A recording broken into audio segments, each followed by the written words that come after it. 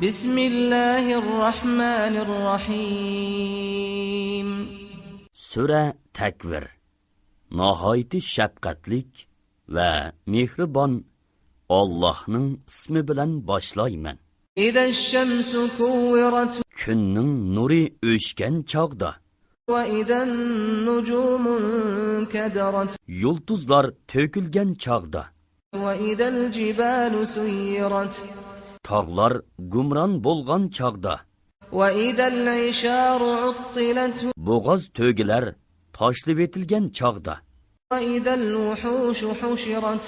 Yovvoyi hayvonlar to'plangan chog'da.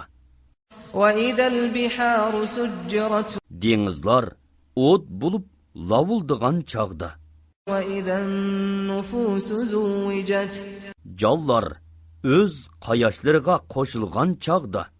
Ve ize'l-maw'udatu su'ilat Tirik ko'mib etilgan qizdan bi'ayyi zanbin qutilat. sen qaysi gunoh bilan o'ltirilding deb so'ralgan chog'da. Ve ize's-suhufu nushirat. Nomi amallar echilgan chog'da. Ve ize's-sama'u kushitat. Osmon echib tashlangan chog'da. Ve ize'l-jahimu su'irat. Do'zax qizitilgan chog'da. Ve ize'l-jannatu uzlifat. Jannat taqvodorlarga yaqinlashtirilgan chog'da. Alimat nafsun ma ahdarat. Har odam o'zining qilgan yaxshi yomon ishlarini biladi. Fala uqsimu bil khunnas. Kunduzi yoshirung'uchi yulduzlar bilan Jawaril kunnas. Fotidigan vaqtida yoshirinadigan yulduzlar bilan qasam qilaman. Wal-layli idha as'asa. Qorong'ulikqa cho'mgan kecha bilan qasam qilaman. As-subhi idha tanaffas. Yo'rishqa boshlagan subhi bilan qasam qilaman. Innahu laqawlu rasulin karim. Qur'on haqiqatan Allohning izzatlik bir elchi orqali nozil qilingan so'zidir. Zi quvvatin 'inda zil 'arshi makin. U elchi kuchlikdir. Allohning dargohida martabelikdir. Muta'in thumma amin. Farishtalar uningga itoat qilg'uchidir. Bu yerda, ya'ni osmonda u ishonchlikdir. Wa ma sahibukum bimajnun. Sizlarning hamrohinglar, ya'ni Muhammad alayhissalom majnun emasdir.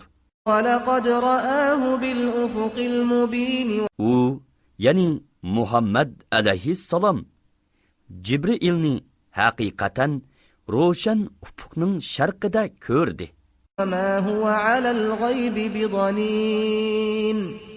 U, ya'ni Muhammad alayhissalom g'aybni tabliğ qilishda bexil emasdir. Wa ma huwa biqawli shaytanir rajim. U, ya'ni Qur'on qo'g'landi shaytonning so'zi emasdir. Ayna tadhhabun. Qayerga borsizlar? In huwa illa zikrun lil alamin. U, ya'ni Qur'on butun ahli jahonga nasihatdir. Man sha'a minkum ay yastaqim. Sizlarning oranglardan din borisida ravrus bo'lishni xohlaydiganlarga Qur'on nasihatdir. Wa ma tasha'una illa an yasha Allahu rabbul alamin. Faqat olamlarning Parvardigori Alloh xohlagandilar. Ondan sizlar xohlaysizlar. Ya'ni Alloh xohlamag'ucha sizlarning xohlaganinglarning hech foydasi yo'q.